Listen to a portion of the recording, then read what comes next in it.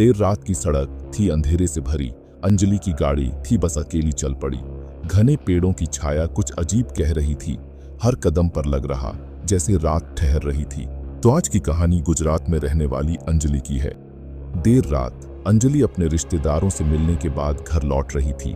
सड़क खाली थी, दोनों तरफ घने पेड़ थे। यह सुनसान अंधेरा इलाका था और उसकी कार की हेडलाइट ही रोशनी का एकमात्र स्रोत थी। जैसे ही वह गाड़ी चला रही थी, उसे अचानक एक हल्की सी आवाज सुनाई दी। यह एक बच्चे के रोने की आवाज थी।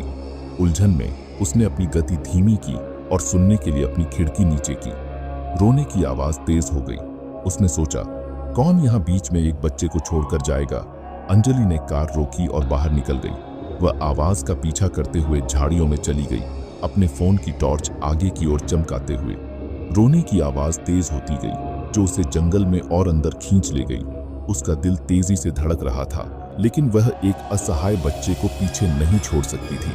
कुछ मिनटों के बाद वह एक खुले मैदान में पहुंची। उसे आश्चर्य हुआ कि वहां कोई बच्चा नहीं था, केवल एक पुरानी घिसी पिटी गुड़िया जमीन पर पड़ी थी। रोना अचानक बंद हो गया। उसकी जगह पूरी तरह से सन्नाटा छा गया। उसकी रीढ़ में ठंडक दौड़ गई। वह जाने के लिए मुड़ी, लेकिन जब उसने अपने पीछे एक गहरी भयानक हंसी सुनी तो वह स्तब्ध रह गई। भयभीत होकर वह अपनी कार की ओर भागी और तेजी से भाग गई। जब वह आखिरकार घर पहुंची तो उसने कुछ ऐसा देखा जिससे उसका खून खौल उठा। जंगल में उसने जो गुड़िया देखी थी, वह अब उसकी कार की यात्री सीट पर पड़ी थी। वह चिल्लाई और कार को बाहर छोड़कर अपने घर में भाग गई। अगले दिन कार खाली थी और गुड़िया गायब थी, लेकिन अंजलि उस रात को कभी नहीं भूली और उसने फिर कभी उस सड़क पर कदम नहीं रखा। रवि और उसका परिवार एक शांत पड़ोस में एक पुराने घर में चले गए। यह एक बड़ा घर था जिसमें चरमराती फर्श और धूल भरे कमरे थे, लेकिन वे इसे अपना घर बनाने के लिए उत्साहित थे। एक रात जब रवि अपने कमरे में सामान खोल रहा था तो उसे लगा कि कोई उसे देख रहा है। उसने खिड़की की ओर देखा और बाहर एक आकृति खड़ी हुई उसे घूर रही थी। यह एक लंबा आदमी था जिसका चेहरा खाली और पीला था। चौंककर रवि ने जल्दी से पर्दे बंद कर दिए।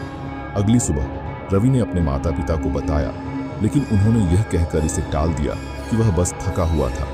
उस रात वह आकृति फिर से लौटी। इस बार वह करीब थी, खिड़की के ठीक बाहर। रवि ने हिम्मत जुटाई और पर्दा खोला, लेकिन जब उसने देखा तो वह आदमी वहां नहीं था। इसके बजाय कांच पर एक संदेश लिखा था, मैं तुम्हें देख रहा हूं।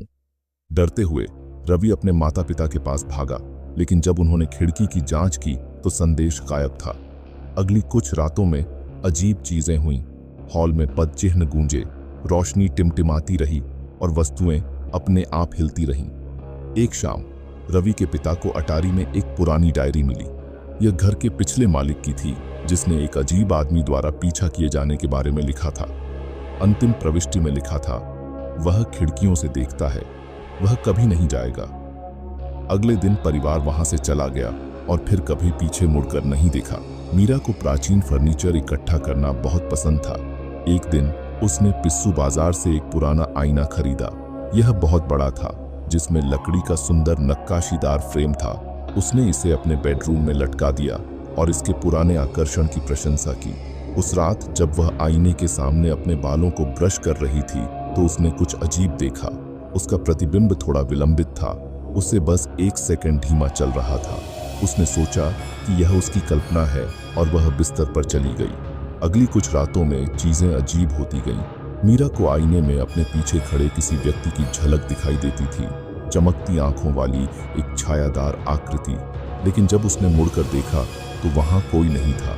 एक शाम जब वह आईने में देख रही थी तो प्रतिबिंब उसे देखकर मुस्कुराया, लेकिन मीरा मुस्कुरा नहीं रही थी। फिर प्रतिबिंब ने अपना हाथ उठाया, भले ही मीरा के हाथ उसकी बगल में थे। डर से जमी हुई उसने एक चादर पकड़ी और आईने को ढक दिया। अगली सुबह वह आईने को वापस पिस्सू बाजार ले गई और यह जानने की मांग की कि यह कहां से आया है। विक्रेता घबराया हुआ लग रहा था और उसने कहा, वह आईना एक भूत या घर का था। मुझे लगा कि यह सिर्फ एक कहानी है, लेकिन जब भी कोई इसे खरीदता है तो अजीब चीजें होती हैं। मीरा ने आईना वहीं छोड़ दिया और फिर कभी कोई प्राचीन वस्तु नहीं खरीदी, लेकिन उसे हमेशा आश्चर्य होता था कि क्या आईने में वह आकृति अभी भी फंसी हुई है, अपने अगले शिकार की प्रतीक्षा कर रही है। तो दोस्तों, आज का कहानी कैसा लगा?